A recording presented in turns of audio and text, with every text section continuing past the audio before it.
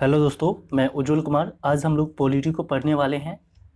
आज का जो हमारा टॉपिक है वो राज्यपाल के बारे में होगा और राज्यपाल को क्या क्या विशेषाधिकार मिला है, इन चीज़ों के बारे में हम लोग पढ़ेंगे। फिर इसके बारे में हम लोग राज्यपाल को जो आपातकालीन अधिकार मिले हैं उसके बारे में हम लोग पढ़ेंगे।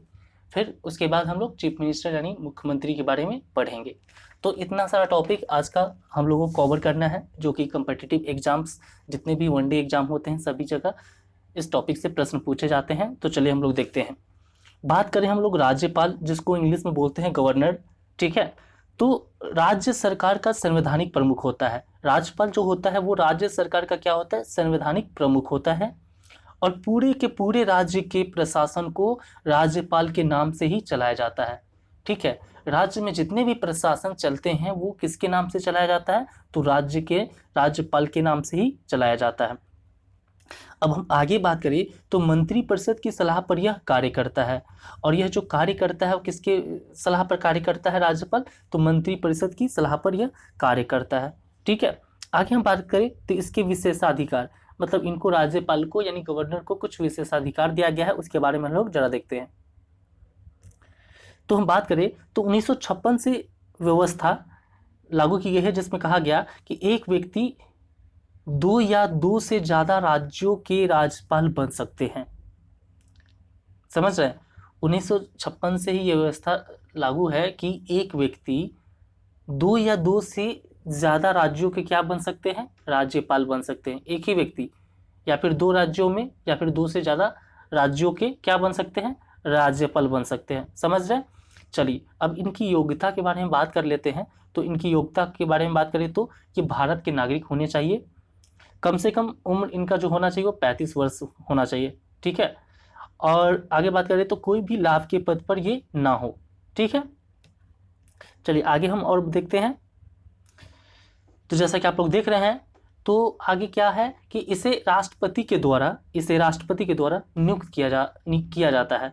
किनको, तो राज्यपाल को यानी गवर्नर को किनके द्वारा नियुक्त किया जाता है, तो राष्ट्रपति के द्वारा नियुक्त किया जाता है, ठीक है। और इसलिए इसे केंद्र सरकार का प्रतिनिधि बोलते हैं। इसीलिए हम लोग इसे क्या बोलते हैं कि केंद्र सरकार का प्रतिनिधि बोलते हैं। किनको, तो राज्यपाल को। तो राज्यपाल को क्या बोला जाता है, केंद्र सरकार का प्रतिनिधि। समझ रहे हैं। चलिए इनका जो शपथ होता है, इनका शपथ उच्च न्यायालय के मुख्य न्यायाधीश द्वारा दिलाया जाता है, ठीक है। इनका जो शपथ ग्रहण होता है, शपथ जो दिलाया जाता है जब, तो उच्च न्यायालय के जो मुख्य न्यायाधीश है उन्हीं के द्वारा शपथ दिलाया जाता है, ठीक है। आगे बात करें तो सामान्यतः इनका जो कार्यकाल होता है वो कितने वर्ष का होता है, तो 5 वर्ष का होता है, ठीक है। सामान्यतः इनका जो कार्यकाल होता है 5 वर्ष का होता है। लेकिन उससे पहले भी इन्हें हटाया जा सकता है, ठीक है। लेकिन उनसे उससे पहले भी इनको हटाया जा सकता है, 5 साल से पहले भी इनको हटाया जा सकता है। और ये जो त्याग पत्र देंगे तो ये त्याग पत्र किनको देंगे, तो ये त्याग पत्र राष्ट्रपति को देंगे, ठीक है। जब अपने त्याग से इस्तीफा देंगे या हटाया जाएंगे इनको पद से, तब वो अपना त्याग पत्र कहाँ देंगे, तो राष्ट्रपति को देंगे, ठीक है। आगे हम बात करते हैं इनके अधिकार के बारे में। तो इनको कुछ अधिकार मिला है, उसके बारे में देख लेते हैं। तो कोई भी बिल यानी विधेयक जब राज्यपाल का साइन होगा तभी वह कानून बनेगा, ठीक है। कोई भी बिल हो या विधेयक हो, जब तक राज्यपाल का साइन नहीं होगा तब तक वह कानून नहीं बनेगा। समझ रहे हैं। आगे बात करें तो यह मुख्यमंत्री की नियुक्ति करता है, ठीक है। राज्यपाल जो होते हैं वो मुख्यमंत्री की भी नियुक्ति करता है, ठीक है। ये मिनिस्टर को भी नियुक्त करते हैं, ठीक है। ये मिनिस्टर को भी क्या करते हैं, नियुक्त करते हैं। मुख्यमंत्री जिनको नियुक्त करने के लिए बोलेंगे उनको, कहने का मतलब ये मिनिस्टर को नियुक्त करते हैं, लेकिन उन्हीं मिनिस्टर को नियुक्त करेंगे जिनको मुख्यमंत्री नियुक्त करने के लिए बोलेगा, ठीक है। उन्हीं को ये नियुक्त करेंगे। चलिए आगे हम बात करते हैं।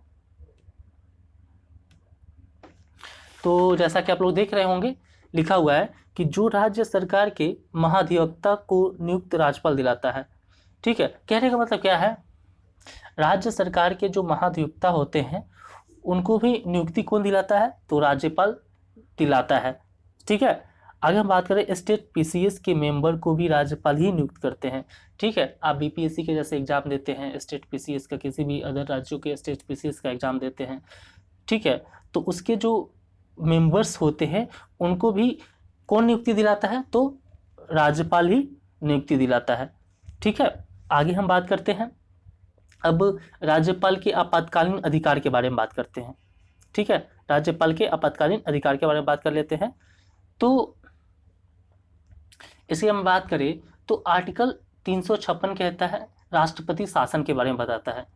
आर्टिकल 356 राष्ट्रपति शासन के बारे में बताता है। और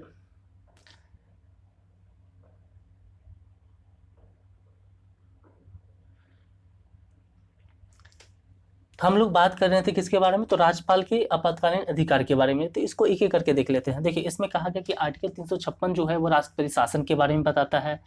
और इसमें क्या कहा गया कि जब राज्यों में संवैधानिक संकट उत्पन्न हो जाता है तब, ठीक है। आर्टिकल 356 राष्ट्रपति शासन के बारे में बताता है, लेकिन कब बताता है, जब राज्यों में संवैधानिक संकट उत्पन्न हो जाता है तब, ठीक है। और राज्य के रिपोर्ट के आधार पर राष्ट्रपति शासन लगाया जाता है, सॉरी, राज्यपाल के रिपोर्ट के आधार पर, राज्यपाल के रिपोर्ट के आधार पर ही क्या होता है, उस राज्य में राष्ट्रपति शासन लगाया जाता है। इतना बात समझ गया, ठीक है। तो ये सब चीजें थी हम लोग आज पढ़ें। इसके बाद आगे हम लोग पढ़ेंगे मुख्यमंत्री के बारे में, ठीक है। तो चलिए देख ही लेते हैं मुख्यमंत्री के बारे में। तो जैसा कि आप लोग देख रहे होंगे कि आर्टिकल 163 जो है, आर्टिकल 163 में एक मंत्री परिषद की गठन की बात की गई है। आर्टिकल 163 में किसकी बात की गई है, तो एक मंत्री परिषद की गठन की बात की गई है, ठीक है। कितना में, आर्टिकल 163 में। और इसमें क्या कहा गया कि इस मंत्री परिषद का हेड कौन होगा, मुख्यमंत्री होगा। इसमें क्या बताया गया कि इस मंत्री परिषद का जो हेड होगा वो कौन होगा, वो मुख्यमंत्री होगा, ठीक है। और फिर कहा गया कि आर्टिकल 164 में क्या कहा गया है, तो आर्टिकल 164 में कहा गया कि जो गवर्नर यानी राज्यपाल हैं वह मुख्यमंत्री को नियुक्त करेगा। तो किस में कहा गया है, आर्टिकल 164 में कहा गया कि जो गवर्नर यानी राज्यपाल है वो किसको नियुक्त करेगा, तो मुख्यमंत्री को नियुक्त करेगा, ठीक है। आगे हम बात करें तो जो विधानसभा में बहुमत प्राप्त दल के नेता, उसी को मुख्यमंत्री राज्यपाल नियुक्त करेंगे। कहने का मतलब क्या है कि जो विधानसभा में बहुमत प्राप्त दल के जो नेता होंगे उसी को मुख्यमंत्री क्या करेंगे, राज्यपाल नियुक्त करेंगे, ठीक है। एग्जाम्पल के तौर पे देख लीजिए, जैसे बिहार विधानसभा में टोटल 243 सीट है। मेजोरिटी की बात करें यानी बहुमत की बात करें तो बहुमत के लिए 243/2 से भाग दे दीजिए, यानी 121.5 आया, जिसमें कि 123 सीट जिसको मिल जाएगी वो क्या हो जाएगा, बहुमत प्राप्त हो जाएगा, उसको मेजोरिटी उसको मिल जाएगी, ठीक है, समझ रहे हैं। अब बात करें तो इसमें इसके लिए कम से कम उम्र जो होना चाहिए 25 वर्ष होना चाहिए। कितना उम्र होना चाहिए, 25 वर्ष। किसके लिए, तो मुख्यमंत्री होने के लिए। और मुख्यमंत्री इस्तीफा जो देंगे वो किसको देंगे, जैसे कि हमने पहले ही बताया, तो राज्यपाल को इस्तीफा देंगे। अब इनके पास कुछ शक्ति है, उस शक्ति के बारे में थोड़ा सा जान लेते हैं। यह मंत्री परिषद का क्या होते हैं, मुखिया होते हैं। कौन, मुख्यमंत्री जो होते हैं वो मंत्री परिषद के क्या होते हैं, मुखिया होते हैं। तो आज हम इतना ही रहने देते हैं। इसके बाद जो हम लोग पढ़ेंगे संविधान के बारे में बढ़िया से पढ़ेंगे, ठीक है। और बहुत सारे टॉपिक हैं, फिर राष्ट्रपति के बारे में पढ़ेंगे हम लोग। बहुत सारे टॉपिक हैं जो एक एक करके देखेंगे।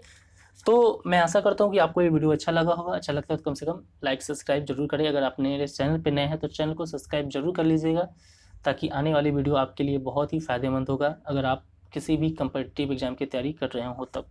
मिलते हैं अगले वीडियो में, तब तक के लिए धन्यवाद।